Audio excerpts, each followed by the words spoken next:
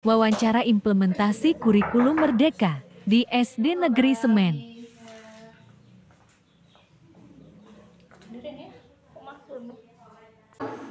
Assalamualaikum warahmatullahi wabarakatuh. Perkenalkan, saya Monika Riandini dari mahasiswa Universitas Terbuka tahun pelajaran 2023.1. Buat untuk pemenuhan tugas observasi dalam implementasi kurikulum Merdeka. Di sini saya akan melakukan wawancara di SD Negeri Semen di kelas 2. Ya, di sini ada Bu Monik. Kalian bisa memanggil Bu Monik yang nantinya akan wawancara dengan Bu Finda di kelas 2 ini. Jadi anak-anak harap memperhatikan ya, tidak boleh mami sendiri ya. Mohon bantuannya ya anak-anak semua ya.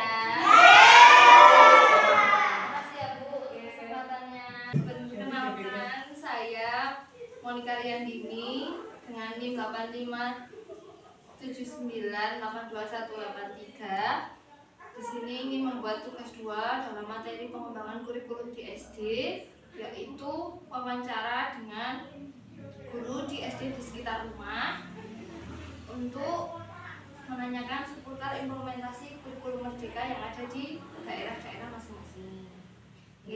Di sini saya sudah berada di SD Negeri Semen, Windusari, Kabupaten Magelang.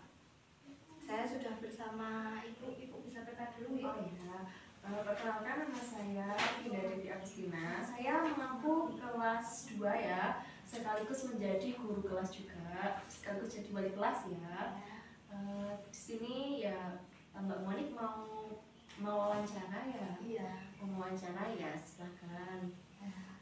Beberapa pertanyaan mau saya ajukan, mohon jawabannya ya.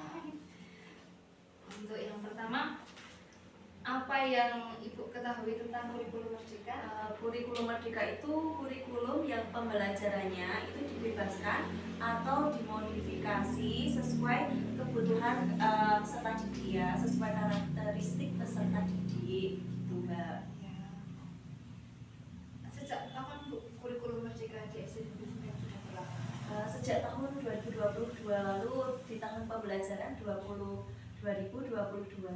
dan 2023.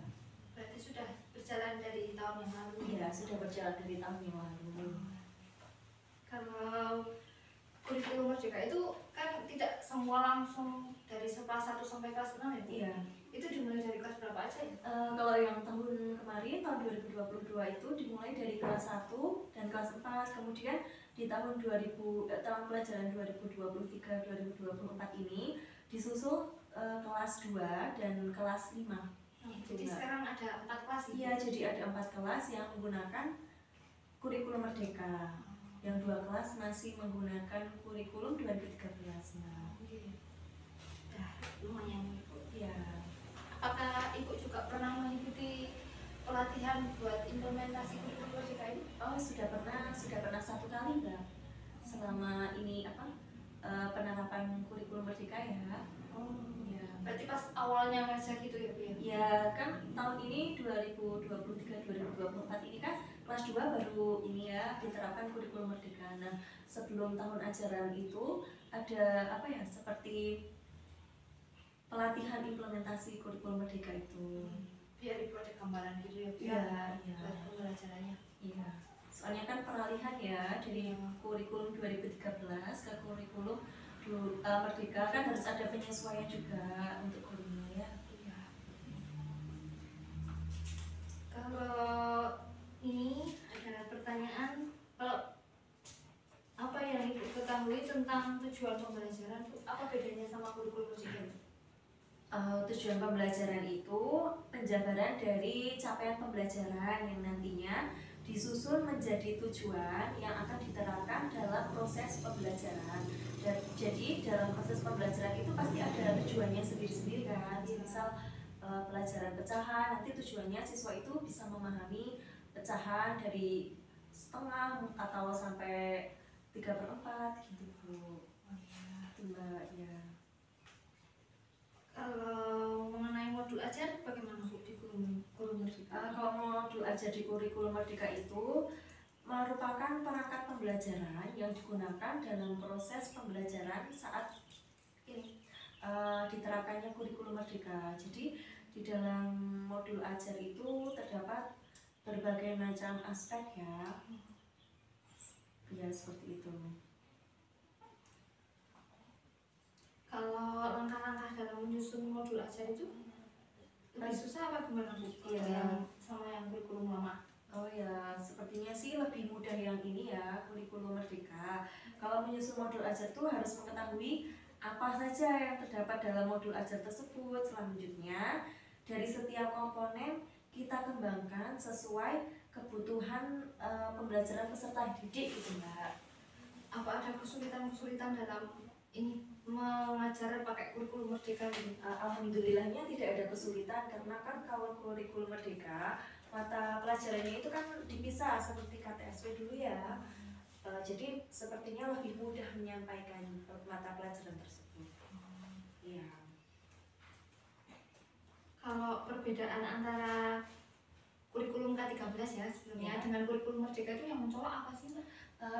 Perbedaannya itu terdapat pada asesmennya. Kalau di kurikulum Merdeka terdapat berbagai macam asesmen seperti asesmen formatif, sumatif, seperti itu Mbak. Jadi nanti di awal pembelajaran itu siswa ada asesmen juga. Nanti di akhir pembelajaran pun juga ada seperti itu. Kalau kurikulum 13 sepertinya di akhir pembelajaran saja ya. Itu cuma di asesmennya. Iya. Kalau pelaksanaan asesmen di kelasnya bagaimana? Untuk pelaksanaan asesmen di kelas, saya menggunakan asesmen awal, asesmen formatif, dan asesmen sumatif itu Mbak. Untuk asesmen di kelas ya, dalam proses pembelajaran mengenai kurikulum Merdeka ini. Kalau pelaksanaan asesmen awal pembelajaran di kelas itu biasanya gimana? Apa kayak ada persepsi gitu? Ya, kita sebelum pembelajaran dimulai, kita memberikan pertanyaan-pertanyaan dulu kepada siswa agar siswa itu terpacu gitu loh untuk mengikuti mata pelajaran atau materi yang akan diajarkan gitu Bu. Jadi siswa lebih sudah memiliki gambaran tentang apa materi yang akan dipelajari. Kalau bagaimana Bapak Ibu menyesuaikan langkah dan kebutuhan masing-masing peserta? Menentukan dari hasil belajar dan kemampuan masing-masing anak, dipisahkan dan bisa melayani pembelajaran mereka sesuai kebutuhan anak-anak. Semisal ya, di kelas itu pasti ada ya anak yang dia itu kalau kelas 2 masih belum lancar membacanya. Ada juga yang sudah lancar membacanya. Dan nanti anak ini yang belum lancar membaca, setiap pulang sekolah kita pasti berikan seperti jam tambahan untuk anak tersebut agar lebih bisa membacanya gitu loh Bu. Seperti itu. Ya. Ya. Jadi gurunya juga meluangkan waktu gitu ya. Ya. Kalau mudahnya Bu antara kurikulum yang lama dengan kurikulum yang Merdeka itu mudah yang mana? Kalau menurut saya ya Mbak, kalau menurut saya kurikulum yang antara Merdeka dan kurikulum 2013 lebih mudah kurikulum Merdeka karena di kurikulum Merdeka ini mata pelajarannya pun sudah dipisah. Kalau kurikulum 2013 kan digabung, ada tema, ada subtema. Kalau di kurikulum Merdeka ini tidak, semisal matematika nanti juga ada sendiri materinya apa. Jadi runtut terperinci gitu loh Kak. Jadi untuk mengajarkan ke siswa itu jadi lebih mudah ya, dan siswa jadi lebih mudah memahami ya, karena tidak dalam satu dalam satu alokasi waktu tidak digabung gitu loh mata pelajarannya, tapi fokus dengan satu mata pelajaran seperti itu. Jadi tidak, kalau tematik itu kan harus mengaitkan antara materi yang satu dengan Ya, materi yang lain ya. Kalau kurikulum Merdeka kan fokus pada satu mata pelajaran ya. Sepertinya emang kalau dilihat sekilas sepertinya lebih enak yang Merdeka. Iya, Mbak. Jadi Iya. terakhir ya Mbak ya. Ya. Bagaimana perbedaan hasil capaian peserta didik ketika menggunakan kurikulum sebelumnya, yaitu kurikulum K13 dengan kurikulum Merdeka? Capaian apa ini? Capaian Perbedaan peserta didik. Ya, peserta didik ya. Lebih bagus yang kurikulum Merdeka Mbak, karena kan mata pelajarannya itu tadi ya terfokus pada satu materi. Semisal hari Senin ada mata pelajaran matematika, bahasa Indonesia, dan pendidikan Pancasila. Nah, nanti di dalam pembelajaran matematika itu anak-anak juga fokus ke pembelajaran matematika. Jadi anak-anak itu lebih mudah menerima pembelajarannya ya Mbak. Kalau seperti kurikulum 2013 kan kita harus mengaitkan antara mata pelajaran. Jadi mungkin ada beberapa siswa yang belum begitu paham mengenai kaitan pembelajaran tersebut. Misal matematika nanti dikaitkan dengan SPDB atau dikaitkan dengan bahasa Indonesia, gitu kan tidak terfokuskan gitu ya Mbak. Iya. Iya. Selain itu untuk asesmennya juga kan untuk kurikulum Merdeka kan ada asesmen awal dan asesmen akhir juga. Jadi bisa apa ya, memantau siswa itu loh sudah menguasai materi yang diajarkan atau belum, seperti itu. Mbak, cukup banyak ini pertanyaan dari Iya, saya. tidak apa-apa Mbak. Jadi nggak enak nih. Enggak apa-apa. Ya udah, makasih ya Bu Vinda untuk waktunya, sudah meluangkan waktu untuk wawancara dengan saya, sudah diperbolehkan untuk melihat kelasnya juga. Oh, iya. Ya, sekali lagi banyak-banyak terima kasih. Ya, nak pamit dulu. Oh ya, semoga sukses selalu ya Mbak untuk kuliahnya. Ya, makasih Mbak ya. Ya. Misi, Ya, Assalamualaikum. Waalaikumsalam.